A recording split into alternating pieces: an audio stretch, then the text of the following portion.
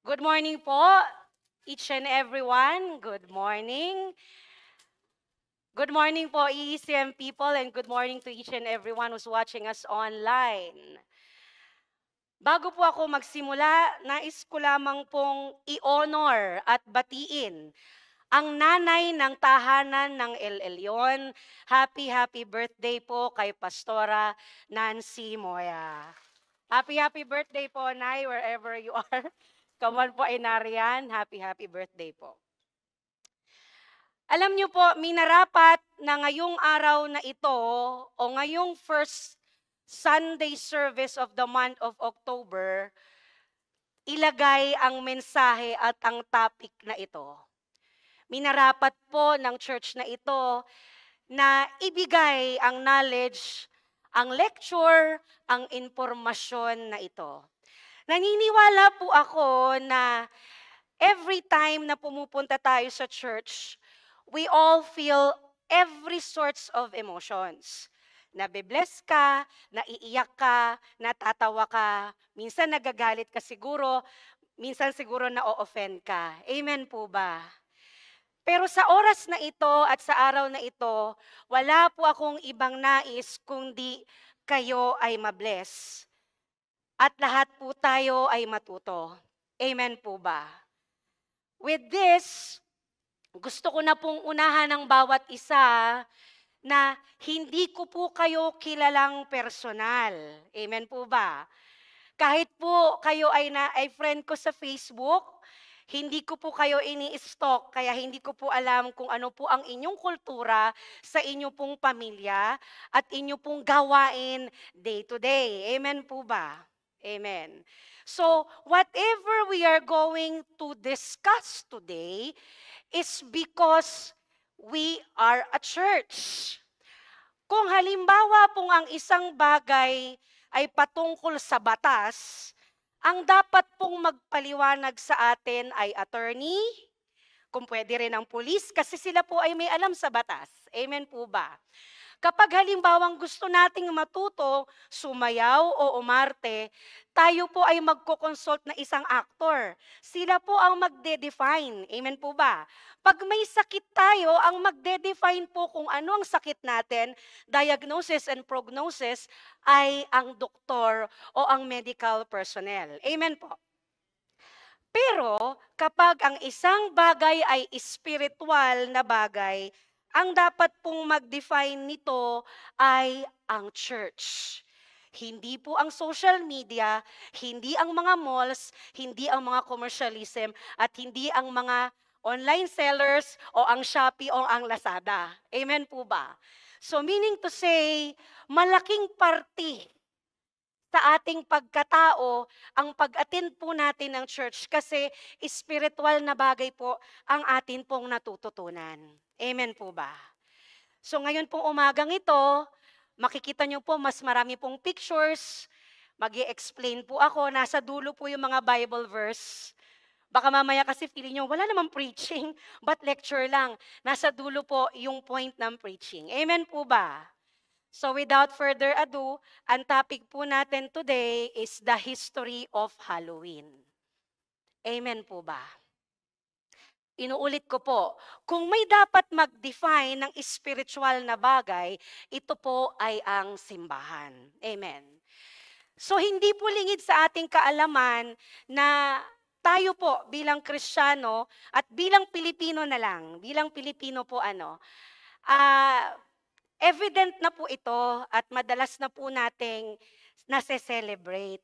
Pero naaalala ko, 1980s, way back nung maliit pa po ako, hindi pa po ganon ka-edified yung Halloween. But as time was progressing, medyo na-obvious na, medyo padagdag, hanggang sa lahat na lang po ng holiday ngayon, ang Pilipinas nga daw is ang pinakamaraming holiday, sabi nila. Amen po ba? Tayo daw ang pinakamaraming day off pagdating sa professional workplace. Amen. So saan po ba talaga nanggaling ang Halloween? At bakit bilang Pilipino, okay, bakit tayo nasama dito? Bakit tayo nagse-celebrate dito? Kasi nagse-celebrate yung buong mundo eh. Amen po ba? Okay. So, Halloween is Samhain. Sa iba pong termino o sa ibang, ito po ay Gaelic na term, ang basa po dyan is Samhain. Samhain. Pero yan ay Samhain. Is a pagan religious festival originating from an ancient Celtic spiritual tradition. Ulitin ko po ito po ay pagan religious festival mula sa Celtic time pa, tradisyon ng mga Celts. It is usually celebrated from October 31. Ngayon po, naging November 1 na yan. To welcome in the harvest and usher in the dark half of the year. Bakit po dark half? Kasi po yung nag-originate nito ay bandang Irish, bandang Europa. 'Di ba po sa kanila pag half, mas mahaba po yung winter, so mas mahaba po yung gabi. Meron naman pong kalahati na kalahating taon, mas mahaba po talaga yung araw, kahit 7:00 na ng gabi may araw pa rin. Amen po ba? Amen po ba? Celebrants believe that the barriers between the physical world and the spiritual world break down during Samhain, allowing more interaction between humans and denizens of the underworld. Meaning to say, ang pinaniniwalaan po nila ay ito daw yung araw kung saan pupwedeng ang ibang mga nilalang na espiritual, engkanto man yan, o demon, o mga yumao na, ay pumapasok sa physical na mundo. Samhain was first observed by Celtic pagans. On this day, the Celts believe the veil between the living and the dead was especially thin. This allowed spirits of the dead to visit the living. Ulitin ko po ang pananampalatayang ito ay inaalaw daw o naniniwala sila na ang mga patay ay bumubisita sa buhay. Amen po ba? Bilang Kristiyano, alam po natin at naririnig na natin sa preaching, ang tao ay mamamatay once. Amen. We believe that there is heaven and hell. We believe that there is a rapture time one day. Amen po. So, meaning to say, and the scripture also tells us that the dead has no business with the living. Ulitin ko po. The dead has no business with the living people. Amen. This is in the Bible. Ito po ang atin pong pinananampalatayaan at pinaniniwalaan. Amen po ba? Next po. Ang totoong event ng Halloween o Samhain ay may ritual pong ginagawa on the eve of the October 31st. Ganito po ang ginagawang fire ritual ng atin pong mga Celtic people long time ago. Ito po ang Celts. If you will ask for an idea, ano ba yung Celtic? Ano ba yun? Kung nanonood kayo ng mga makalumang movies before, yung 'di ba may mga ano ba 'yon? 300, yung mga barbarian, yung mga ganun, yung mga magagandang damit. Sila po ito. Yan po yung sample ng itsura ng mga Celtic na tao. Ngayon, paano nangyari na yung Kristiyano, o sabihin na po natin yung term na Catholicism in Philippines, okay, way back before, paano nangyari na nadala po ng Celts iyan pagdating sa mga Kristyanismo o sa pagiging Katoliko? Si Pope Gregory III, okay, designated November 1 as a time to honor all saints. Ako na lang po magsasabi kasi nandito naman, kahit wag yun na pong basahin. So, nung time po na yan, si Pope Gregory po yung Pope ng Catholic Church. Ito po yung time kung saan pinalalaganap yung pagiging Katoliko, Kristiyano pero Katoliko sa buong Europa. Now, his problem was, yun pong mga Celts, ito pong mga Celts, they are destroying the Catholic churches. Nagtatayo sila ng church, tapos winawasak nila. Winawasak po nila yung mga church na itinatayo. So, he made a deal with the Celtic people. Gusto namin kayong i-convert na maging Catholic. Gusto naming maging Kristiyano kayo, pero Catholic ka. So, nakipag-deal po si Pope Gregory III na, sige, kasi ang gusto ng mga Celtic people, sige, aanib kami sa religion nyo, pero dapat hindi nyo kami pagbabawalan or papayag kayo na kung ano yung aming ibang ritual ay po pwede nating i-celebrate. Amen po ba? So siya po ay pumayag dahil po yung November 1, ito All Saints Day, kaya po in-embrace ng Catholicism ang Halloween o ang Samain. Amen po ba? In-embrace po nila ito kasi inalaw po ni Pope Gregory na dahil yayakapin natin sila para maging Katoliko, yung kanilang All Hallows Eve, na later naging Halloween, ay isasama na rin natin sa ating mga selebrasyon. Amen. So yung October 31st, kaya nga po ngayon hindi na obvious sa atin kung 31 ba talaga or November 1. Pero November 1 sure tayo. Pag tinignan nyo po ngayon, kahit mag-Google kayo, wala pong nakalagay na holiday October 31. Talagang nangyayari po sa Pilipinas is November 1 and November 2. Pero dahil nga po Pilipino tayo, para October 31, wala na pong pasok madalas. Amen po ba? Amen. So, ano po ang ginagawa sa pagan ritual ng Samhain o Samain? Ang ginagawa po dyan ay ganito. Okay. Sila ay pumapatay ng hayop. Pumapatay sila ng hayop, kinukuha po nila yung ulo. Yung ulo na yan, ginagawa nilang mask. Okay? And I'm very sure this is not the first time that you are seeing this kind of mask. If you have watched Blair Witch Project, at lahat ng The Witcher, sa Netflix kung manunod kayo lahat ng tungkol sa witches, mga dark movies, makikita nyo to. Makikita nyo po yung ganito. Doon nga sa isang album ng The Beatles, ganyan din, tapos may horns. Amen po ba?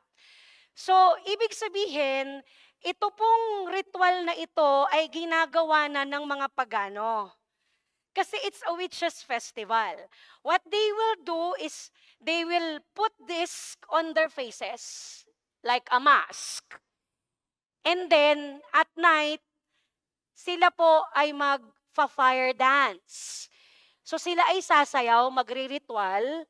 Yan po yung kanila pong gagawin, sasayaw sila dyan.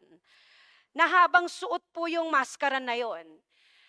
For the reason for doing that is they want to mimic the animal spirit ng pinatay nilang hayop.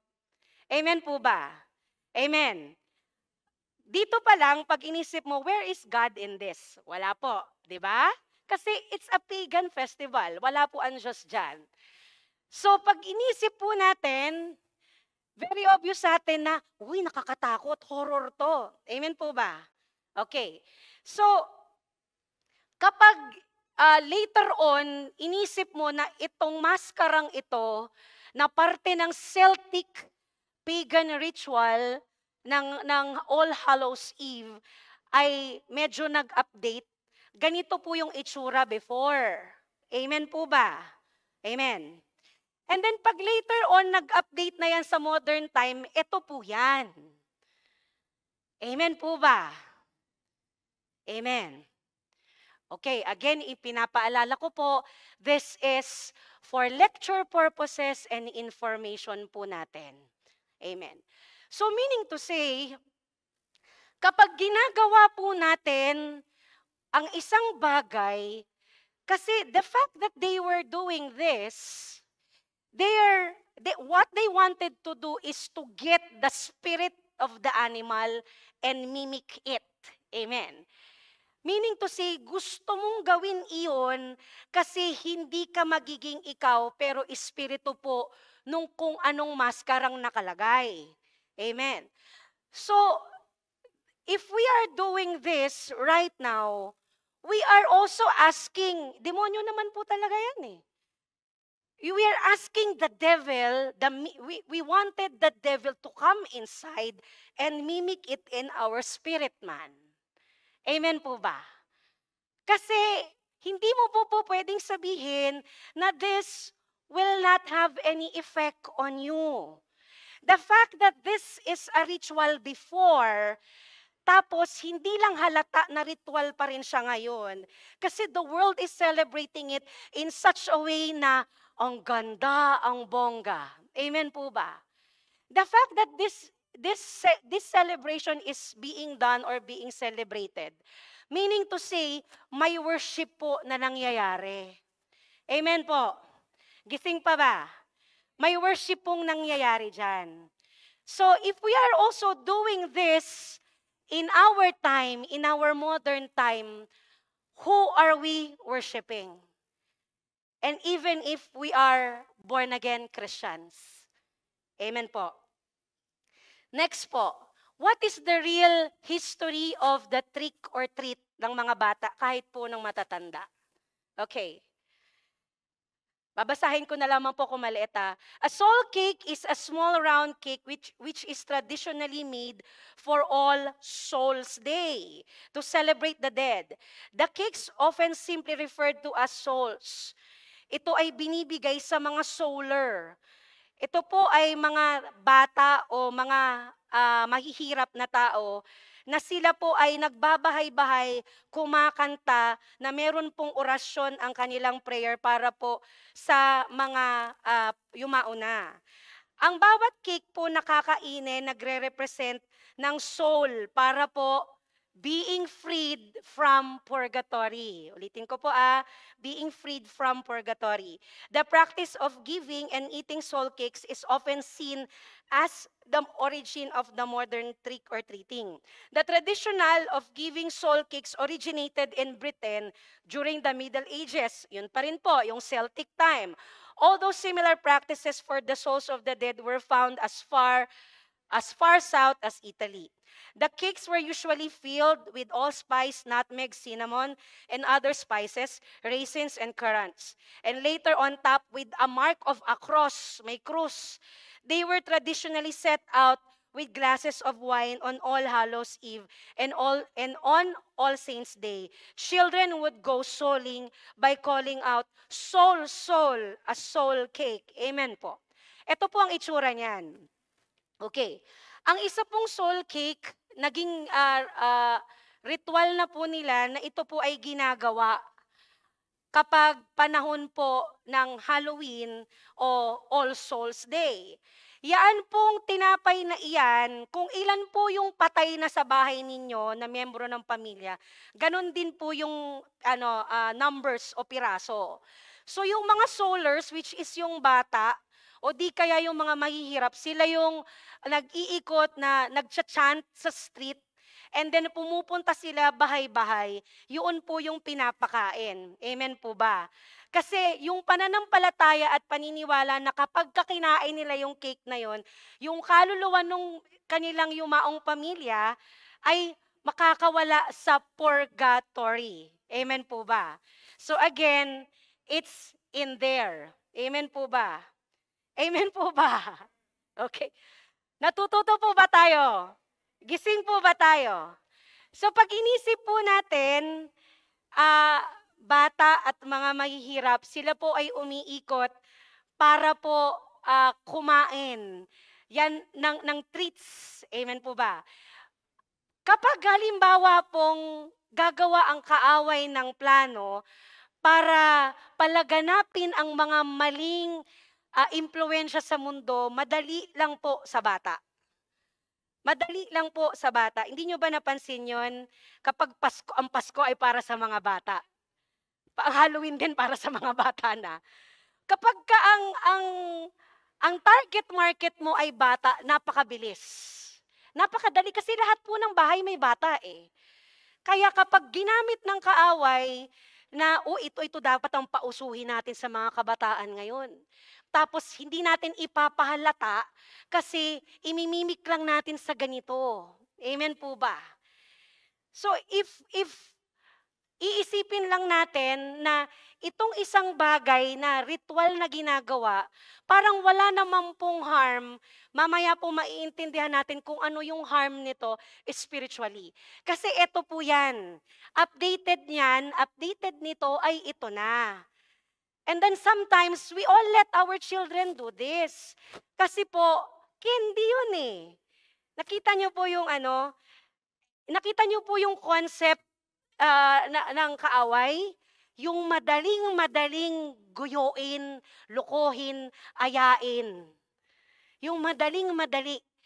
At way back, since 1980, 80s na naaalala ko hanggang ngayon, nag-evolve po talaga yan kasi wala namang trick or treating sa Pilipinas. Amen po ba? Okay. So, history of the Jack-o'-lantern. Ano po yung history ni Jack-o'-lantern? Yung pumpkin. Kung Pasko, ang simbolo ng Pasko is the reindeer, Santa Claus, may bells. Bakit pag Halloween, number 1 po si pumpkin o si kalabasa? Okay. Si Jack-o'-lantern po ay nanggaling sa pangalang Stinky Jack. Was a name for lantern-carrying night watchmen in England in the 1600s. And by the 1800s, it had come to mean a carved pumpkin used as a lantern, which may have evolved from ancient rituals using lanterns. Okay. Sino po si Jack-o'-lantern? Okay. Nandito na lang po, hindi ko na po sinulat dyan kasi mahaba. Si Stinky Jack. Way back, ito po ay isang folklore, pero ito ay binibigyang buhay every time that we celebrate Halloween in the world. Si Jack po ay isang drunkard, manginginom na tao. At meron pong isang anghel na nagbigay sa kanya ng 3 kahilingan, 3 wishes. Pero yung 3 wishes na yon, ginamit niya sa masama. Para makapanakit, para pumatay, para makapagnakaw. So nagalit po sa kanya yung anghel na yon at siya po ay pinabayaan. Ngayon, si the devil himself nalaman kung ano po yung ginawa ni Jack. Tuwang-tuwa po yung demonyo sa kanya nung malaman niya na ito pa lang si Jack, binigyan ng pagkakataon na magkaroon ng 3 kahilingan. Pero ginamit niya sa kasamaan. Nag-glorify ako. So tuwang-tuwa po ngayon yung demonyo.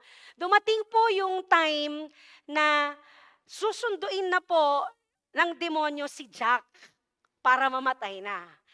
So nung dumating na po yung demonyo kay Jack, sabi niya po, pwede ho bang bago niyo ko sunduin ay mag-inuman muna tayo? Pwede po ba tayong pumunta sa bar? So pumayag po ang demonyo sa kanya. Sige. So nung siya po'y umiinom na, dahil matalino po si Jack, sabi niyang ganon, wala po akong pambayad. Pwede ba ganito? Kasi wala akong pera eh. Pwede ho ba, kausap niya yung demonyo, maging barya ka.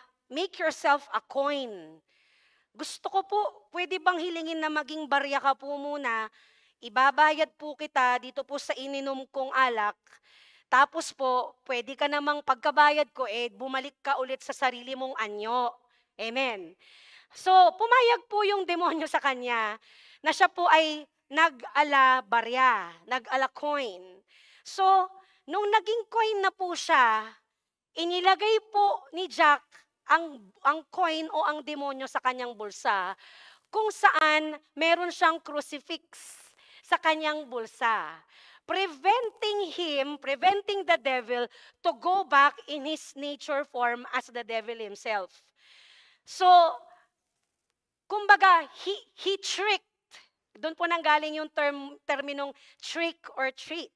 Tinrick niya mismo yung demonyo, naisahan niya. Kasi hindi po makabalik yung demonyo sa form ng demon itself from being a coin dahil po may crucifix daw doon sa kanyang bulsa. So nakipag-deal po ulit si Jack. Sabi, pakakawalan kita, magiging form ka ulit ng the usual form as a demon. Pero meron akong isang proposition sa'yo. Huwag mo akong sunduin. Huwag mo akong sunduin, ayokong sumama sa'yo. So, nakipag-deal po ang demonyo sa kanya. Okay, so binalik po siya sa form, so bumalik na po siya sa form bilang demonyo. And then, time has passed, lumipas po ang panahon na mamamatay na talaga si Jack kasi matanda na siya. So, nung siya po ay namatay na, hindi naman siya tatanggapin sa langit dahil sa ginawa niya sa anghel. Amen. At hindi na rin siya po pwedeng tanggapin ng demonyo dahil nga nakipag-deal po ang demonyo sa kanya. Amen po ba? So meaning to say, kaya sinasabing the soul is roaming around. Dahil yung soul ni Jack, kahit siya po ay lumipas na ng panahon, nananatiling nasa mundo. Hindi siya makapunta daw ng heaven at hindi siya makapunta ng hell. At ang totoong original po talaga, bago yan pumpkin, yaan ay turnip. Maliit na yan po, turnip yan. Yaan po, ano ba yung turnip sa Tagalog? Singkamas.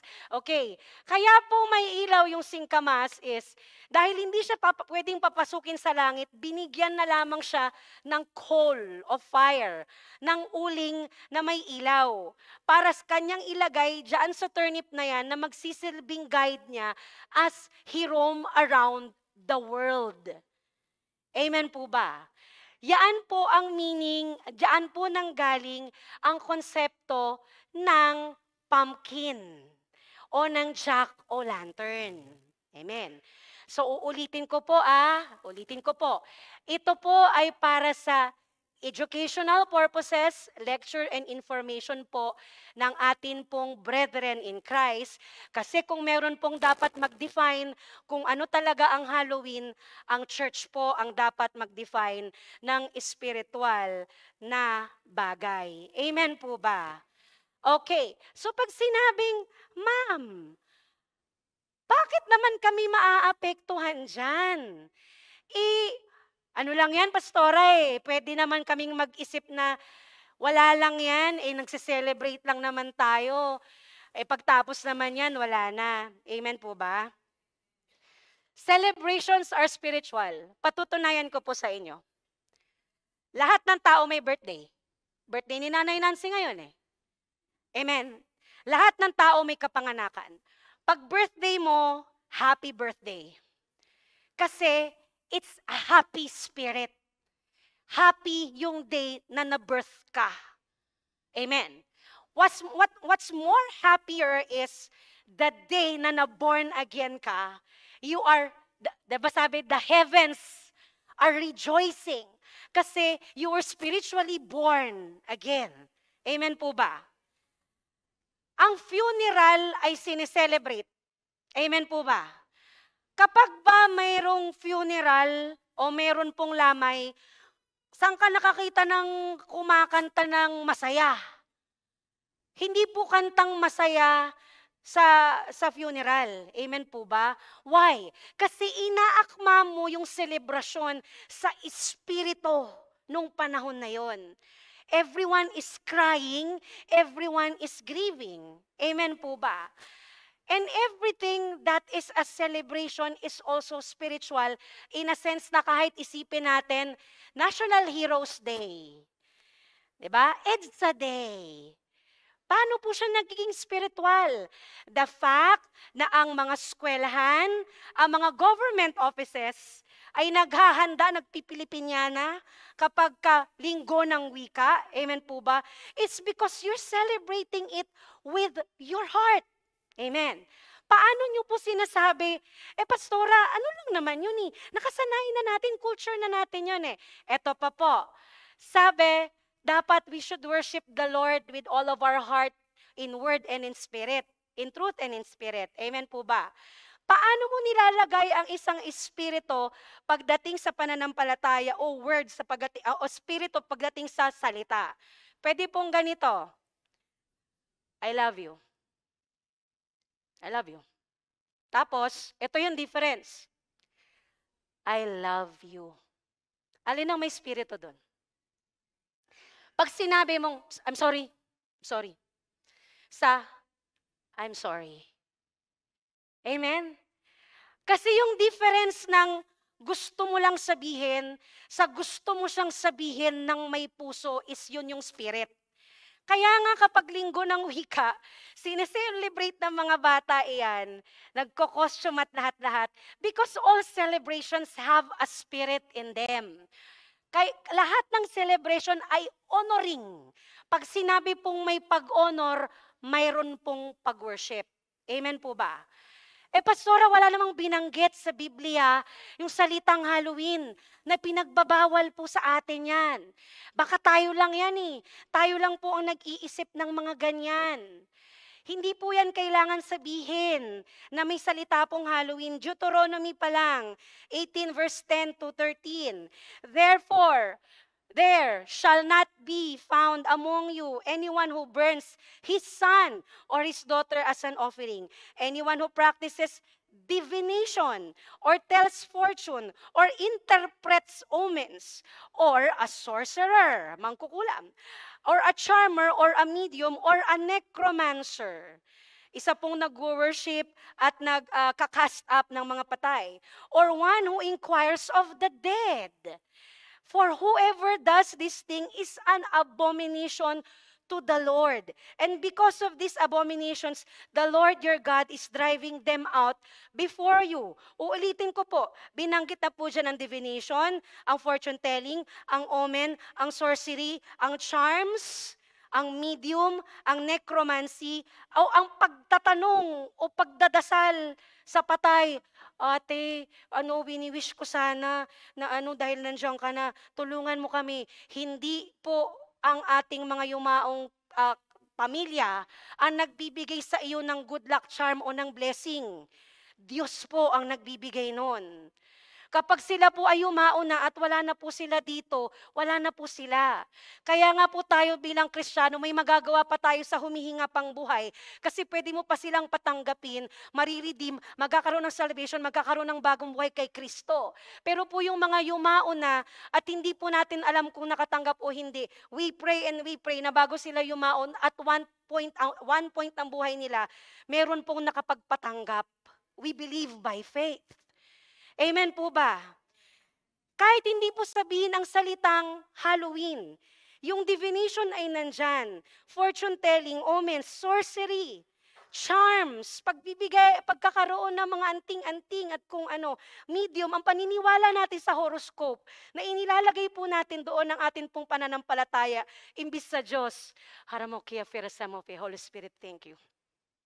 Necromancy, na kung saan gusto natin na yung patay ay magkaroon ng kapangyarihan over us, ay talagang yung mahal natin sa buhay, si tatay, binigyan tayo ng proteksyon. Hindi po yung mahal sa buhay ang magbibigay ng proteksyon sa iyo. The Holy Spirit was the one who gave you that protection. Pwede pang sabihin na mahal ka nung tatay mo na namatay, ipinagpipray ka nung buhay ka pa, na lahat ng proteksyon at blessing ay nasa iyo, para kahit mamatay siya one day, protected ka. But it was not your father who gave that protection, but it is the Lord. Amen po ba? Sunod po, inulit din sa Leviticus, do not turn to mediums or necromancers. Do not seek them out. Huwag mo silang hanapin. So make yourselves unclean by them. I am the Lord your God. Amen po ba? Ang Diyos po yung may sabi noon, hindi po ako. Amen. Tapos, inulit din po sa 1 Thessalonians. Sabi, do not quench the spirit. Do not despise. O ito, yung kung sasabihin po ninyo na, ma'am, pastora, Old Testament yung mga verse na yan eh. Di ba New Testament na tayo? 1 Thessalonians 5, verse 19 to 22. 19 to 22. Ito na yung 22, oh. Mahalaga. Abstain from every form of evil. Abstain, refrain, reject, stop. Pag inisip po ninyo, babalikan ko lang to, babalikan ko lamang po, sige po, balik po tayo dito.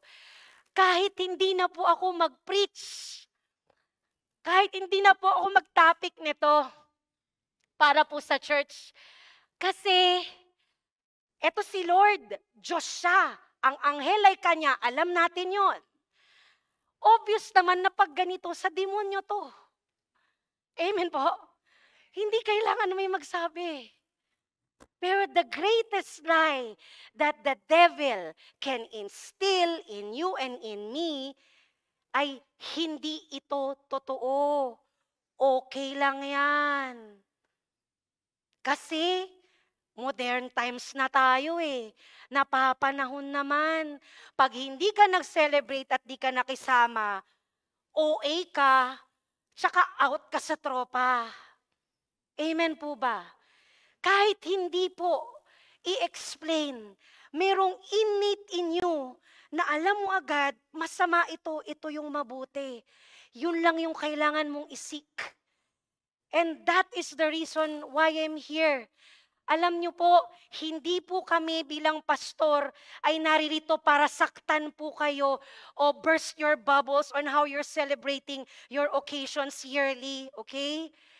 Pero kailangan pong gawin ito ng mga pastor bilang tungkulin sa Diyos, bilang obligasyon na mensahero, anointed to preach and give the message to the people of Christ. Na kahit po siguro hindi nyo man sabihin, baka personalin nyo po kami kapag may topic pong ganito. But we want to let you know, it's because Jesus loves you. And the Lord loves every one of us. Kaya po may topic na ganito sa loob ng church. Kasi ang sinasabi po is, kung hindi ka naniniwala na ang Halloween ay spirit, guess what? Ngayon po na-reveal na sa'yo kung ano yung history ng Halloween. At kung baliwala lang ito sa iyo, hindi, wala naman yan. Di naman ako talaga nananampalataya sa demonyo, Pastora. Sabi, God is a spirit. And those who worship Him must worship in spirit and in truth. Ito po yung truth na yan. Amen po ba? Amen po ba? I hope you are blessed today. Kung nasaktan man po kayo, I decree and declare na ito ay mag-turn out na maging blessing at peace at joy sa inyong puso. Amen po ba? Tayo po ay tumayo. Sabi, God is a spirit. At siya lamang, all glory is unto Him. Para lamang sa Kanya. That every praise is unto our God alone. Wala na pong iba. Hindi po ang kahit anong imahe ng demonyo ang pinupuri at binibigyan ng honor at wini-worship. Dahil every praise is to our God. Amen! Come on, church!